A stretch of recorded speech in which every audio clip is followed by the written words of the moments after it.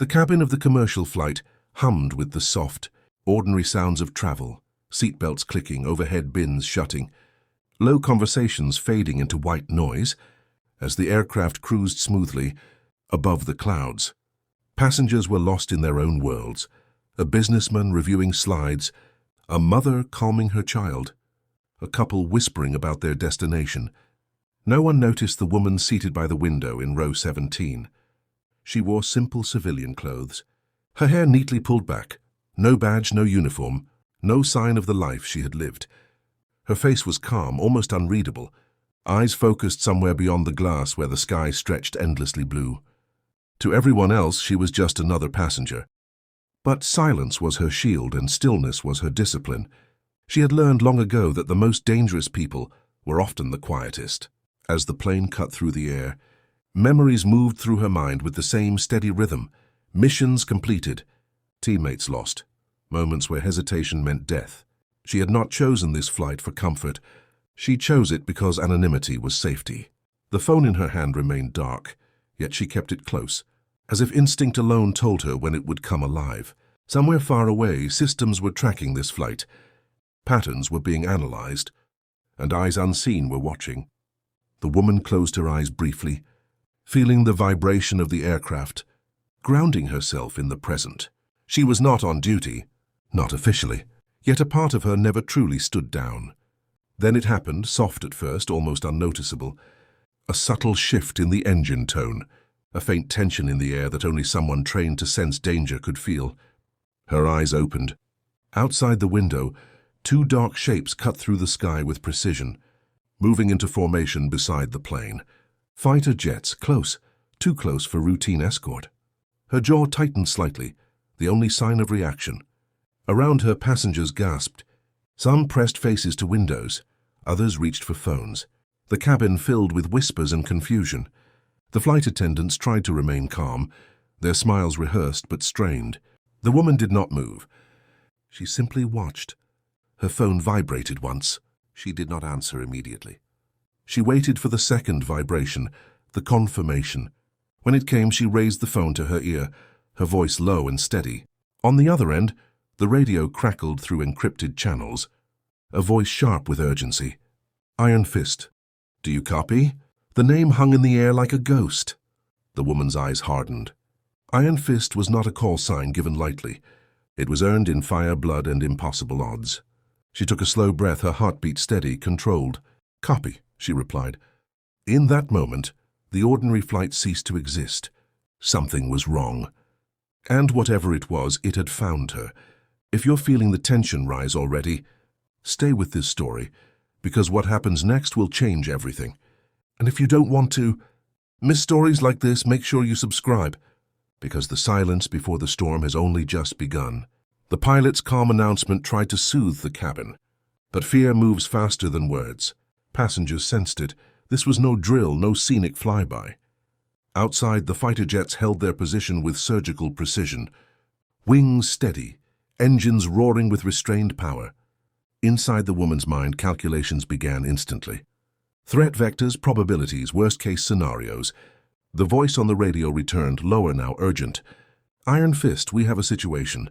Intelligence flagged a potential hostile payload on board this aircraft. Timer unknown. Her grip tightened slightly on the phone, but her expression remained composed. She didn't ask questions that wasted time. Location? She asked. A pause. Possibly in the forward cargo hold. We can't risk panic. We need confirmation and containment. The weight of responsibility settled on her shoulders, familiar and heavy. She had retired from that world, or so she told herself. But the world never truly lets go of those who can save it. She stood slowly, moving with the natural ease of someone who belonged anywhere and nowhere at once. To the passengers, she was just stretching her legs. To trained eyes, she was transitioning into action. She moved toward the aisle, her mind replaying old protocols, adjusting them to a civilian environment. No weapons, no team, no margin for error.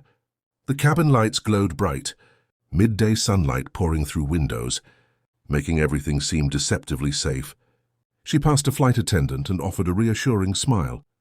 Calm was contagious, she knew. Panic was the enemy. Near the front of the plane, she paused. pretending to adjust a bag while listening closely. Vibrations, sounds, anything out of place. Years of training sharpened her senses beyond normal limits.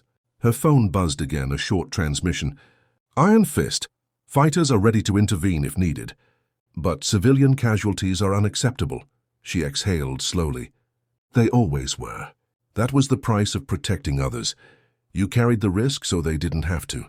She slipped into the small galley near the cockpit, lowering her voice. "Get me access to the cargo sensors," she said. The response came fast. Coordinates, schematics, data streaming to her screen. And then she saw it, an anomaly. A device rigged not to explode outward but inward, designed to rupture critical systems. Mid-air, sophisticated, personal. This wasn't terror for spectacle. This was assassination. The target wasn't a person. It was chaos itself. Sweat formed at her temples, not from fear, but from focus. Time was running out. She moved with purpose now, each step measured, each breath controlled. The jets outside adjusted formation, their presence both a threat and a promise. Somewhere below, the earth waited, unaware how close disaster hovered above it. She reached the access panel, hands steady as she worked, guided by memory and instinct. Every second felt stretched thin, fragile. Her mind drifted briefly to the people behind her, families, strangers, lives intersecting for this one flight. She would not let it end here. She couldn't. The radio crackled again. "Iron Fist status?" She swallowed, fingers hovering over the final connection. "Working," she replied. "One wrong move and the sky would become fire. If your heart is racing now, imagine living in this moment." Stories like this remind us how thin the line is between normal life and disaster. And if you appreciate storytelling that puts you right inside that line, don't forget to subscribe, because the most intense moments are still ahead. The final seconds unfolded in silence so complete, it felt unreal. The woman's fingers moved with absolute precision, guided by muscle memory forged under far harsher conditions than this narrow aircraft corridor. She rerouted the signal, isolating the device, severing its trigger from the system it depended on. The timer froze, then stopped. For a heartbeat, nothing happened. The plane continued forward, steady and unaware. Outside, the fighter jets held position, pilots waiting for the call that would decide whether they escorted a safe aircraft or responded to a falling tragedy. Her phone vibrated. She didn't answer right away. She closed her eyes, letting the tension drain slowly, deliberately, like standing down from a combat alert. When she finally spoke, her voice was calm, controlled, threat neutralized. On the radio, there was a pause, then a breath she could almost hear.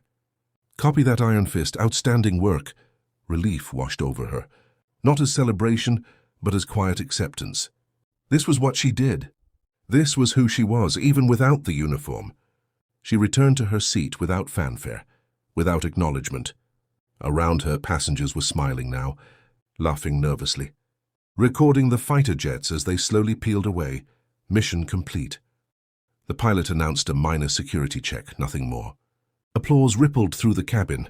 Unfocused and unaware of its true recipient, she stared out the window, watching the jets disappear into the vast blue, their contrails fading like the echo of her past. Her phone buzzed one last time. "You saved a lot of lives today," the voice said. She didn't respond. Some things didn't need words. As the plane began its descent, sunlight filled the cabin, bright and warm, as if the sky itself had decided to reward survival. When the wheels touched the runway, cheers erupted, strangers hugging strangers, grateful simply to be alive. The woman stood, collected her bag and blended back into the crowd. No medals, no headlines, no recognition. That was the deal she made with herself long ago. Outside the airport, life continued as always. Cars, noise, people chasing ordinary dreams. And somewhere deep within that ordinary world, heroes walked unnoticed, carrying stories no one would ever hear. This was one of them. And if this story moved you, if it made you feel the tension, the courage, the unseen sacrifice, then take a moment to subscribe to the channel, because there are countless untold stories like this, waiting in silence until someone chooses to listen.